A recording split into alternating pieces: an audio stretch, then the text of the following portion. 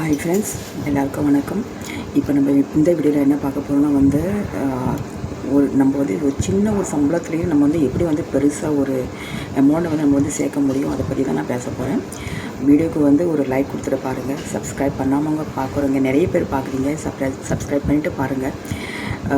Video share பண்ணுங்கள் friends and ஃபேமிலிக்கு. ஏன்னா நிறைய மணி சேவிங் டிப்ஸ் போட்டிருக்கேன், கோல்ட் சேவிங் டிப்ஸ் போட்டிருக்கேன். நிறைய பேருக்கு போய் சேரட்டும். நிறைய பேர் அதில் பயனுள்ளதாக ஏதாவது ஒரு டிப்ஸ் அவங்களுக்கு யூஸ் ஆகும்ல, அதுக்கு தான் நான் சொல்கிறேன். ஆனால் நான் இதெல்லாம் எந்த வாழ்க்கையில் நான் கடைப்பிடிச்சி வந்தது தான் நான் வீடியோவை எடுத்து போடுறேன்.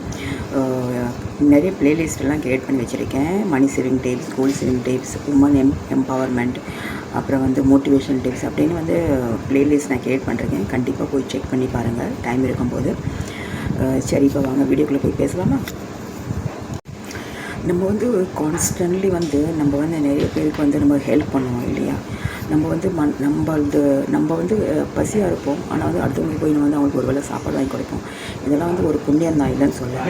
ஆனால் நிறைய பேருக்கு நம்ம நம்மளால் முடிஞ்ச உதவி நம்ம பண உதவியாக இருக்கட்டும், இல்லை ஏதாவது பொருளாதார உதவியாக நம்ம செய்கிறோம். கரெக்டு தான். இதெல்லாம் நம்ம நல்லதான் செய்கிறோம்.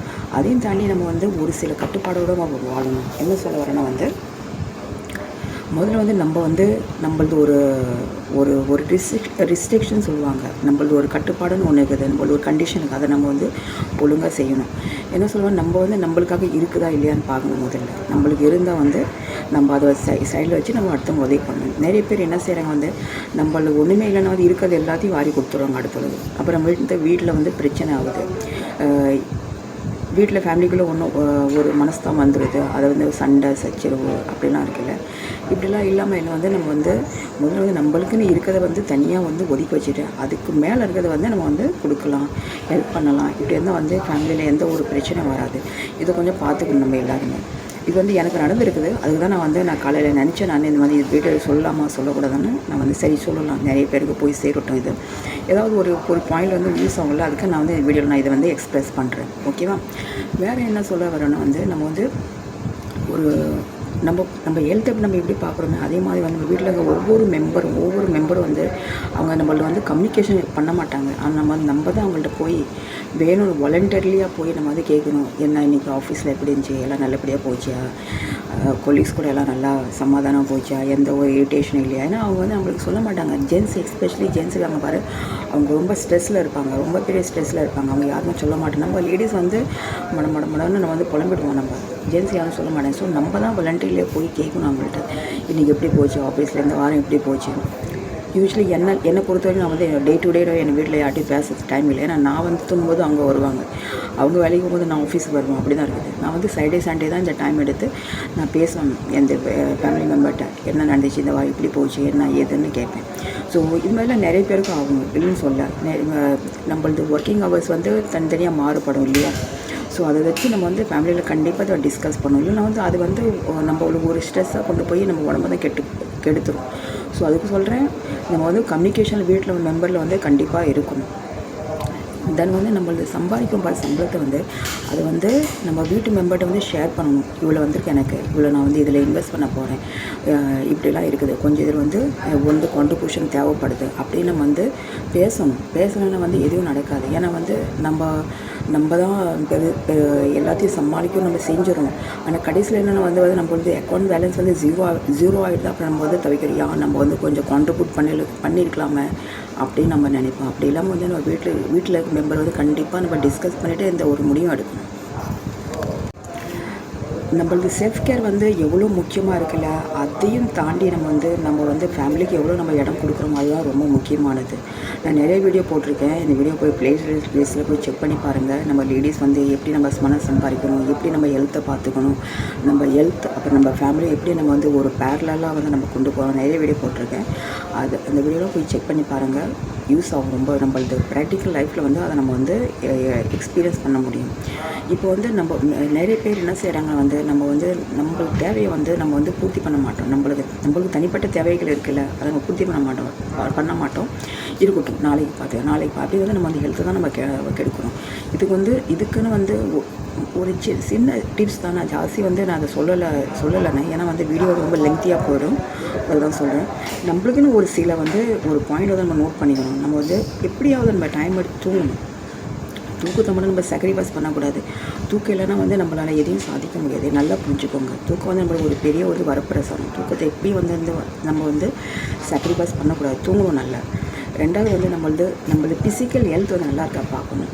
இப்போ வந்து லேடிஸ் வந்து ஒரு 40-45 அப்புறம் வந்து மெனோபாஸ் ஆனது அவங்களது ஹெல்த் வந்து ரொம்ப வந்து வீக் ஆகுது. அது அவங்களுக்கு பட்டவங்களுக்கு தான் தெரியும். இப்போ எனக்கு வயசு 53 வயசு. நான் எவ்வளோ கஷ்டப்படுறேன். நான் வந்து எந்த ஒரு வீடியோவில் நான் சொல்லலை. அது சொல்லதும் எனக்கு விருப்பம் இல்லை. ஸோ இது மாதிரி நிறைய பேருக்கு வந்து அவங்களுக்கு ஹெல்த் வந்து ரொம்ப இம்பார்ட்டன்ட். அவங்க ஹெல்த் வந்து பார்த்துக்கிட்டாங்க வந்து அவங்க கண்டிப்பாக அவங்க ஃபேமிலியை வந்து நல்லா பார்த்துக்குவாங்க. ஃபைனான்ஷியல் நல்லா பார்த்துக்குவாங்க. நம்மளை சுற்றி இருக்க நம்ம என்னென்ன நினைக்கிறோம்னா எல்லாத்தையும் வந்து நம்ம சக்ஸஸாக கொண்டு போக முடியும். அதுதான் சொல்கிறேன். நம்ம வந்து நல்ல ஒரு தூக்கம் போடணும். நம்ம ஃபிசிக்கல் ஹெல்த்தை பார்த்துக்கணும்.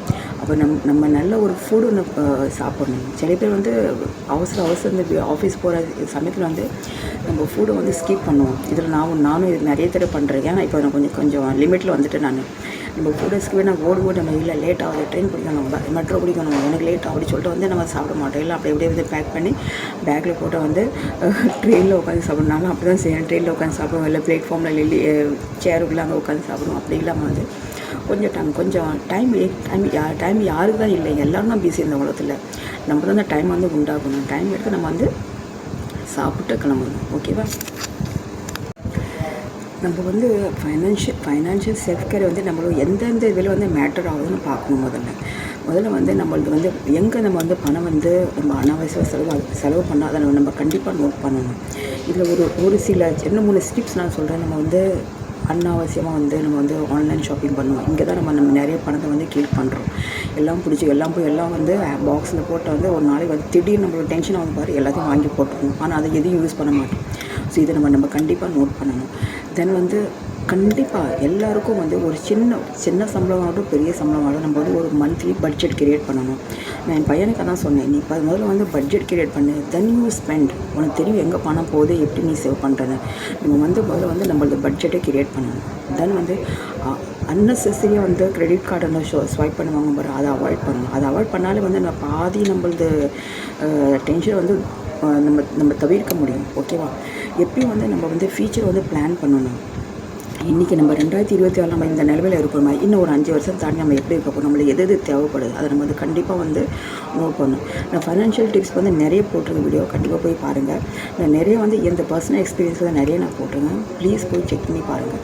அதான் சொல்கிறேன், நம்மளது ஃபைனான்ஷியல் பிளானிங் வந்து நம்ம வந்து கண்டிப்பாக வந்து அதை வந்து பிளான் பண்ணணும். நம்ம 5 வருஷம் தாண்டி நம்மளுக்கு எது தேவைப்படுது, நம்ம எப்படி இருக்க போகிறோம், நம்மளது ஃபைனான்ஷியல் ஸ்ட்ரென்த் எப்படி இருக்குது, அதை வந்து கண்டிப்பாக வந்து நம்ம வந்து நோட் பண்ணி நம்ம அதை வந்து ஃபாலோ பண்ணிகிட்டே இருந்தால் வந்து எந்த ஒரு நம்ம பிரச்சனைக்கு வந்து நம்ம வந்து இடம் கொடுக்க முடியாது. ஓகேவா? இதுதான் சொல்கிறேன். இந்த வீடியோவில் வந்து நம்ம கண்டிப்பாக வந்து நம்மளது கோல் என்ன இருக்குது, கோல்னு வந்து நம்மளது தேவையானது என்ன இருக்கிறது வந்து நம்ம கண்டிப்பாக யோசனை பண்ணி நல்லா வந்து முடிவு கொண்டு வரணும். அப்போ தான் வந்து நம்ம ஃபைனான்ஷியலி இண்டிபெண்ட்டாக இருக்க முடியும், ஃபைனான்ஷியலி ஸ்ட்ரென்த்தாக இருக்க முடியும், நம்ம ஃபேமிலிக்கும் நம்ம சப்போர்ட் கொடுக்க முடியும். ஓகே ஃப்ரெண்ட்ஸ், இந்த வீடியோ வந்து நான் இதுக்குள்ளே முடிச்சுக்கிறேன். மீண்டும் ஒரு நல்ல வீடியோவில் நம்ம சந்திக்கலாம். அது வரைக்கும் பாய். தேங்க்யூ.